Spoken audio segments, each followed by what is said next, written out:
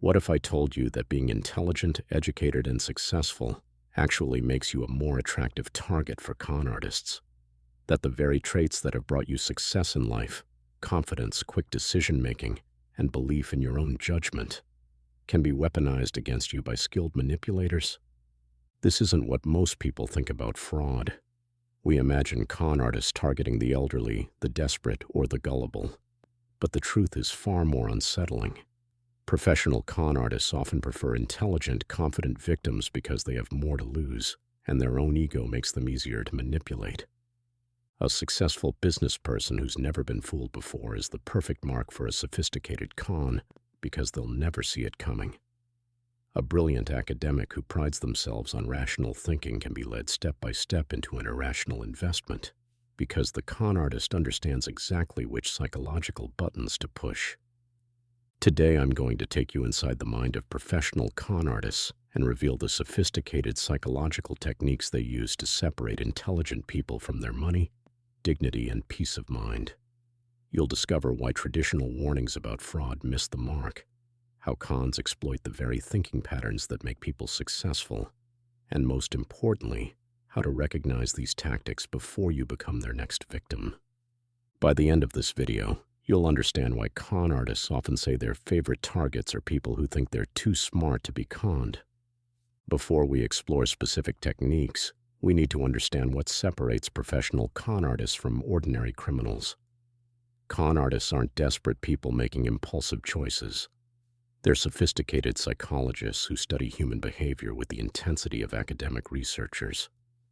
The best con artists spend years perfecting their understanding of how people think, what motivates their decisions, and what psychological blind spots they can exploit. They study body language, learn to read personality types, and develop an almost supernatural ability to determine what each individual victim wants to hear. What makes con artists particularly dangerous is that they don't just lie. They create entire alternate realities that feel more appealing than the victim's actual circumstances. They don't steal from you. They convince you to give them your money voluntarily while believing you're making a smart decision. This requires remarkable psychological sophistication. Con artists must be able to mirror their victims' personalities, speak their language, understand their fears and desires, and present themselves as the solution to problems the victim didn't even know they had. The most successful con artists are also master storytellers who can create compelling narratives that explain away inconsistencies and make their schemes seem not just legitimate but irresistible. They understand that people make decisions based on emotion first and justify them with logic afterward. So they craft emotional experiences that bypass rational evaluation. But perhaps most importantly, professional con artists understand that the most effective cons don't feel like cons at all. The best victims are the ones who defend the con artist even after they've been caught, because the psychological manipulation was so thorough that admitting they were conned would be too damaging to their self-image. The first weapon in the con artist's arsenal is the systematic building of trust and credibility through what psychologists call social proof and authority positioning. This process is so subtle that victims often don't realize it's happening until it's too late. Con artists begin by establishing themselves as credible, successful, and connected individuals. They might name-drop important people they claim to know, reference exclusive opportunities they've been offered, or display apparent wealth and sophistication that suggests they don't need your money. This credibility building serves multiple purposes. It makes the victim feel privileged to be included in whatever opportunity the con artist is presenting. It suggests that the con artist has access to information or opportunities that ordinary people don't. And it creates the impression that the con artist is successful enough that they wouldn't need to steal from others. Social proof is another crucial element. Con artists often claim that other smart, successful people have already invested in or participated in whatever they're offering. They might show fake testimonials, reference fictional previous investors, or even use accomplices who pose as satisfied customers. The psychological power of social proof is enormous, especially for intelligent people who pride themselves on making rational decisions. When we believe that other smart people have already evaluated an opportunity and found it worthwhile, we're much less likely to conduct our own thorough investigation. Con artists also exploit what psychologists call the halo effect, the tendency to assume that someone who seems competent in one area must be competent in others. If they can establish credibility in any field, victims often assume they're equally trustworthy in other areas. For example, a con artist might genuinely have expertise in technology or finance, which they use to establish credibility before transitioning to a completely unrelated fraudulent scheme. The victim's brain generalizes the demonstrated competence to areas where the con artist may have no legitimate knowledge at all. This trust-building phase is crucial because it establishes the psychological foundation for everything that follows. Once victims believe the con artist is credible and trustworthy, they become much more susceptible to the specific psychological manipulations that drive them toward irrational decisions. Once trust is established, con artists deploy their second major weapon, the artificial creation of urgency and scarcity to bypass rational decision-making processes. This technique is particularly effective against intelligent people because it exploits their competitive instincts and fear of missing out on valuable opportunities. The psychology behind this technique is straightforward. When people feel pressured to make quick decisions, they rely more heavily on emotional responses and mental shortcuts rather than careful analysis. Con artists deliberately create time pressure that prevents their victims from conducting proper due diligence or seeking outside advice. Scarcity is manufactured through claims about limited availability, exclusive access, or time-sensitive opportunities. The con artist might claim that only a few spots are available in an investment program, that a special price is only good for today, or that they can only accept a limited number of participants due to regulatory constraints. This artificial scarcity is often combined with social proof to create maximum psychological pressure. The victim is told that other smart investors are also competing for the limited spots, that previous opportunities filled up quickly, or that hesitating means missing out on something that other intelligent people have already recognized as valuable. For intelligent, successful people, this combination is particularly toxic because it triggers competitive instincts and fear of being outsmarted by others. People who are used to being first to recognize opportunities become afraid that they're falling behind or missing something that their peers have already discovered. Con artists also exploit what psychologists call analysis paralysis, the tendency for intelligent people to become overwhelmed by complex information and details. They present so much data, so many projections, and so many technical details that victims become convinced they couldn't possibly understand everything, so they trust the con artist's expertise instead of their own judgment. The urgency and scarcity tactics work because they force victims to make decisions based on limited information, while feeling like they can't afford to wait for more data. This is exactly the opposite of how intelligent people normally make important decisions, which is why it's so effective at compromising their judgment. The third psychological weapon involves exploiting greed and ego in ways that intelligent people often don't recognize. Con artists understand that smart, successful people are particularly vulnerable to opportunities that appeal to their sense of superiority and their desire to outperform others. The greed component isn't crude or obvious, it's sophisticated and ego-driven. Con artists don't promise easy money, they promise smart money.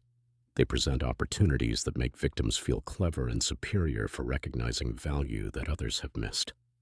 For example, instead of promising guaranteed returns, a con artist might present a complex investment strategy that requires intelligence to understand.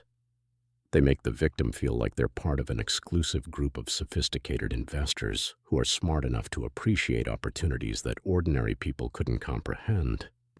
This approach works because it allows victims to maintain their self-image as rational, careful decision-makers while acting irrationally. They're not being greedy, they're being smart. They're not taking unnecessary risks. They're recognizing value that others are too unintelligent to see. The ego component is equally important. Con artists make their victims feel special, chosen, and superior to others. They might claim that the victim was specifically recommended by mutual contacts, that their background makes them perfect for the opportunity, or that most people wouldn't qualify for inclusion. This ego stroking serves multiple purposes. It makes the victim feel obligated to live up to the con artist's high opinion of them. It creates a sense of exclusivity that makes the opportunity seem more valuable, and it makes the victim less likely to seek outside opinions that might contradict the con artist's assessment. Intelligent people are particularly susceptible to ego manipulation because their success has often come from trusting their own judgment and taking calculated risks that others avoided. Con artists exploit this pattern by presenting their scheme as another opportunity for the victim to demonstrate their superior insight and courage.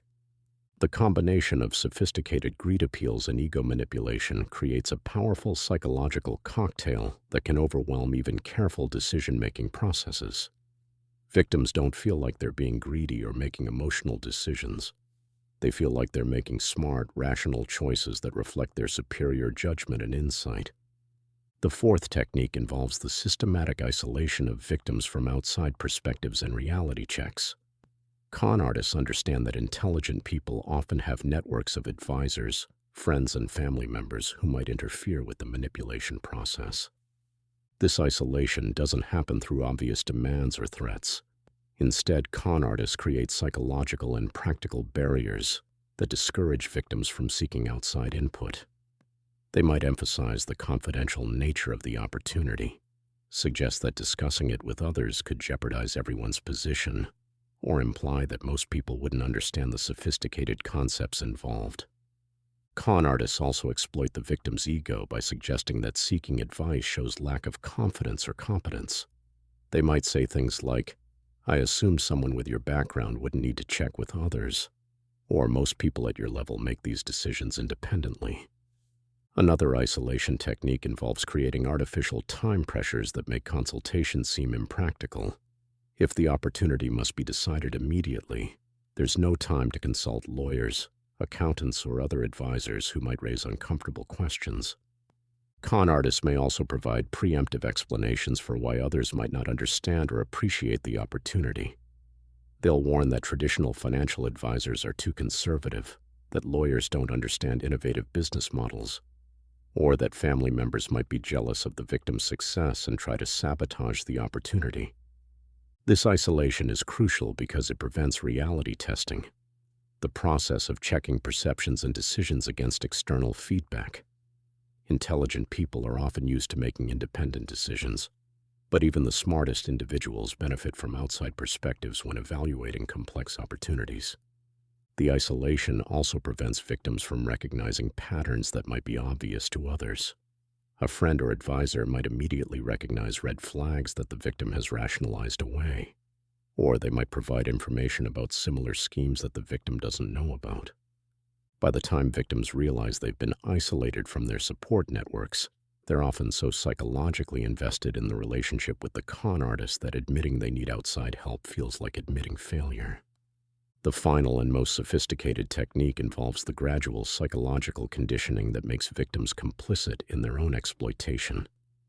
This process transforms victims from skeptical targets into enthusiastic participants who actively help the con artist succeed.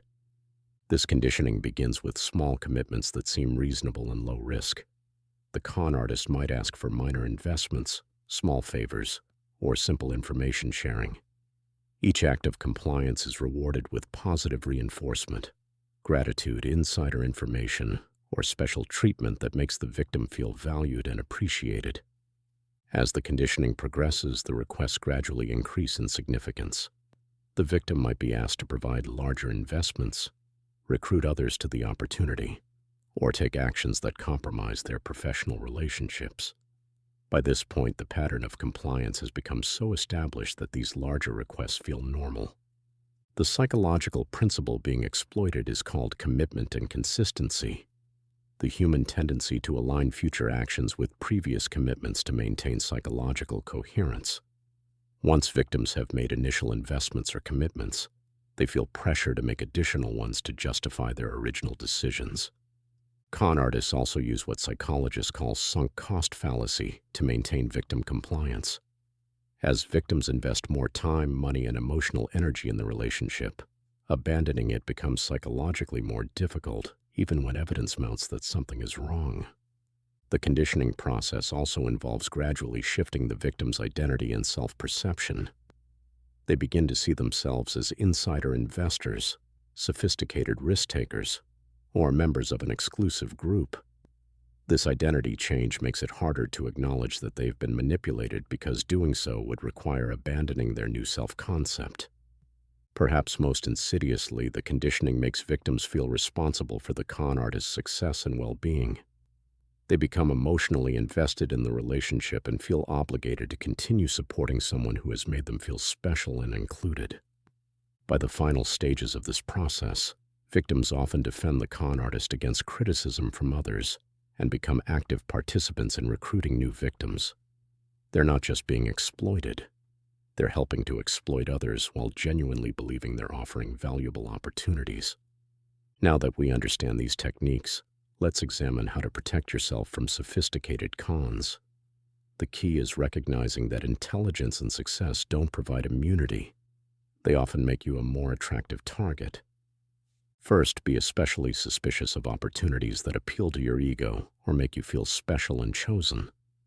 Legitimate opportunities don't usually require making you feel superior to others or suggesting that you're too sophisticated for ordinary investments. Second, resist artificial urgency and scarcity. Real opportunities rarely require immediate decisions without time for proper evaluation. If someone won't let you take time to research, consult advisors, or think things through, that's a major red flag. Third, always seek outside perspectives before making significant financial or business decisions. Even if you're confident in your judgment, external reality checks can identify blind spots and provide valuable alternative viewpoints. Fourth, be wary of anyone who discourages you from consulting others or suggests that seeking advice shows weakness or incompetence. Legitimate business partners want you to feel confident and well-informed, not pressured and isolated. Fifth, pay attention to how people establish credibility. Be suspicious of claims that can't be independently verified, references to exclusive connections, or displays of wealth that seem designed to impress rather than inform. Finally, trust your instincts if something feels wrong, even if you can't articulate exactly what's bothering you. Your subconscious mind often detects manipulation before your conscious mind can identify specific problems. The con artist's mind reveals the sophisticated psychology behind modern fraud. Understanding these techniques isn't about becoming paranoid or distrustful of all opportunities. It's about developing the awareness necessary to distinguish between legitimate proposals and psychological manipulation. The most dangerous cons are the ones that don't feel like cons at all. They feel like exclusive opportunities, sophisticated investments, or relationships with remarkable people who appreciate your intelligence and success. This is exactly what makes them so effective against intelligent victims. Remember that your intelligence and success are strengths, but they can also be vulnerabilities when exploited by people who understand how to manipulate confident, capable individuals. The key to protection is maintaining healthy skepticism while remaining open to genuine opportunities. True professionals won't mind if you take time to evaluate their proposals, seek outside advice, or ask detailed questions about risks and downsides. Anyone who pressures, flatters, or isolates you is more likely interested in exploitation than in creating genuine value. The best defense against sophisticated cons is understanding that they exist and that you're not too smart to be targeted. Acknowledging your vulnerability is the first step toward protecting yourself from those who would exploit your strengths against you. Have you ever encountered what you now recognize as con artist tactics?